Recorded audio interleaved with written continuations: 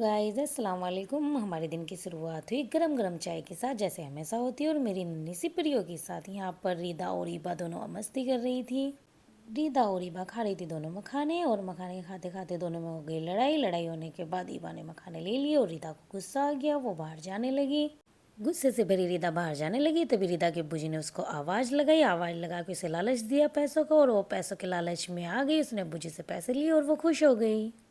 मैं आ गई ऊपर क्योंकि मुझे अपना रूम क्लीन करना था, तो मैंने फटाफट से अपना रूम क्लीन किया। रूम क्लीन करते मुझे रिदा परेशान कर रही थी, उसको फिर मैंने पापा जी को दे दिया कि थोड़ी देर इसको बाहर ले जाए, क्योंकि वो मुझे कुछ भी नहीं करने दे रही थी।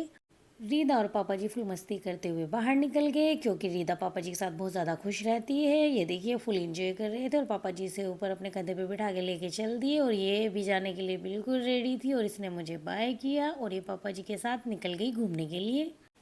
ईबा पहले से ही बैठी हुई पापा जी का वेट कर रही थी कि पापा कब आए और हम दोनों घूमने जाए। तो पापा जी ने फिर दोनों को बिठा लिया, और बिठा के इनको दोनों को घूमने के लिए निकल गए। और ये दोनों बहुत ज़्यादा खुश थी, क्योंकि इनके घूमने का बहुत ज़्यादा शौक है। उसके बाद मैं आ गई ऊपर, मैंने फटाफट से अपने कपड़े वॉश किए, क्योंकि आज मुझे काम करने की थोड़ी सी जल्दी थी, क्योंकि मैं आज जा रही हूँ अपने घर पर। तो गाइज़ आपको पता है, जब अपने घर जाते हैं तो बहुत खुशी होती है। तो वहाँ से फटाफट से मैंने अपना काम निपटाना शुरू कर दिया।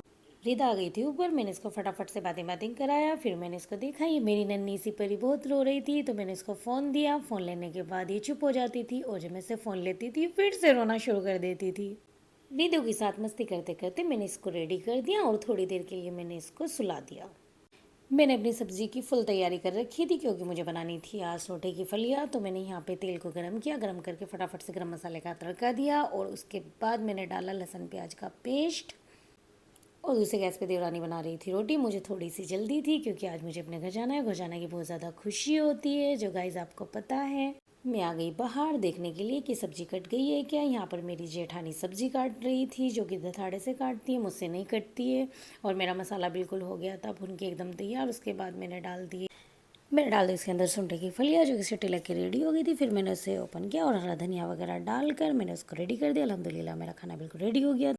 फिर आ गई मैं अपने रूम में, क्योंकि मुझे करनी थी अपने घर के लिए पैकिंग। तो मैंने फटाफट से अपनी पैकिंग शुरू की। मैं बड़ी खुश थी, क्योंकि मैं कुछ दिनों के लिए आज घर पर जा रही हूँ, काफ़ी दिनों के बाद जा रही हूँ। तो गाइस अपने घर जाने की खुशी बहुत ज़्यादा होती है।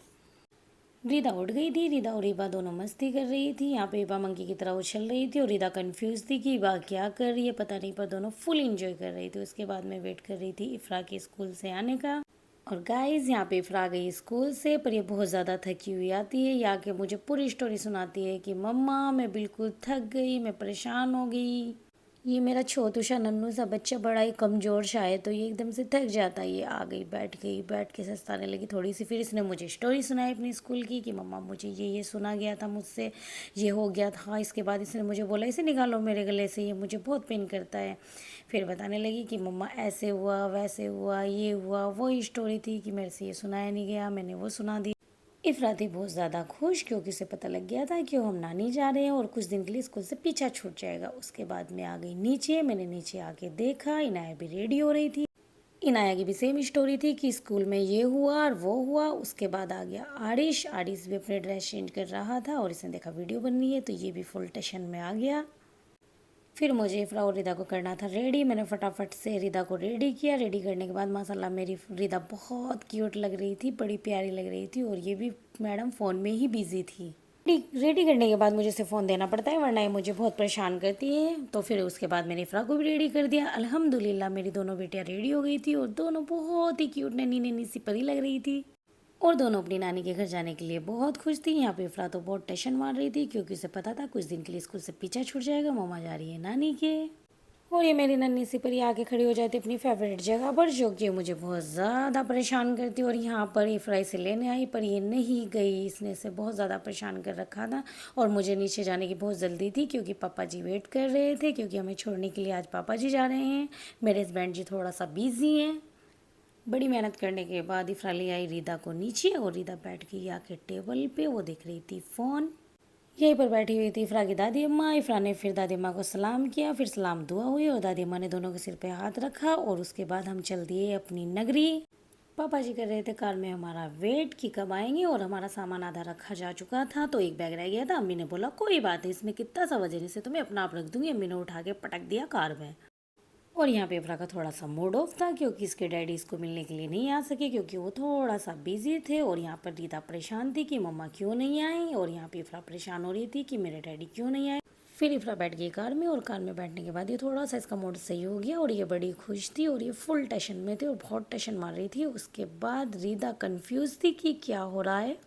इस मेरी नन्ही सी परी को कुछ भी समझ में नहीं आ रहा है कि क्या हो रहा है। ये बड़ी कंफ्यूज है, पर भाई इसे ये तो लग रहा है कि हम कहीं जा रहे हैं। इसने आरिस को बाय किया, अपनी दादी अम्मा को सलाम किया, दादी अम्मा ने इसे बहुत सारा प्यार किया। इसको आरिस करने लगा थोड़ा सा परेशान, और आरिस ने भी इसे बहुत सारा प्यार करने के बाद अम्मी ने इसको बाय किया, और बाय करने के बाद हम निकल गए अपनी नगरी। अम्मी चली गई घर पे। मैं तो बहुत ज़्यादा खुश थी क्योंकि मैं अपने घर पे जा रही हूँ कुछ दिन रहने के लिए। और यहाँ पर मेरी नन्ही सी परी अब भी कंफ्यूज थी, पता नहीं इसका घर से निकलने के बाद मूड ऑफ हो गया, और ये कार में भी मूड ऑफ करके मुंह फुलाए ही खड़ी रही, ना हंसना ना बोलना कुछ भी नहीं था।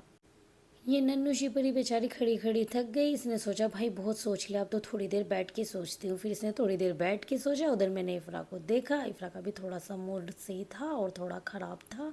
यहाँ पर मेरी नन्ही सी परी बिल्कुल उदास बैठी हुई थी। ये बहुत ज़्यादा कंफ्यूज थी कि हम कहाँ जा रहे हैं, क्या हो रहा है। मैं बहुत ज़्यादा खुश थी, पर ये इसे देख के मेरा मूड भी थोड़ा सा ऑफ हो गया। उसके बाद मैंने इसको हंसाने की कोशिश की, पर ये कुछ नहीं। मैंने देखा इफ्रा को, तो इफ्रा माशाल्लाह से थोड़ी सी खुश हो गई, मेरा भी दिल खुश हो गया। पर ये नन्ही सी परी अब भी इतनी ही उदास थी जितनी थी। रीता पापा जी को देख रही थी। पापा जी फ्रूट्स वगैरह लेने के लिए गए थे, और ये अब भी इसका मूड ऑफ ही था। और फिर हम वहाँ से निकल गए। अल्हम्दुलिल्लाह हम पहुँच गए अपनी नगरी, और पापा जी लेके रिदा को और इफ्रा को चल दिए। और इफ्रा यहाँ पे थोड़ी सी खुश थी, पर रिदा का मूड जैसा कार में था ऐसा ही घर पे था। हम फाइनली अपने घर पहुँच गए।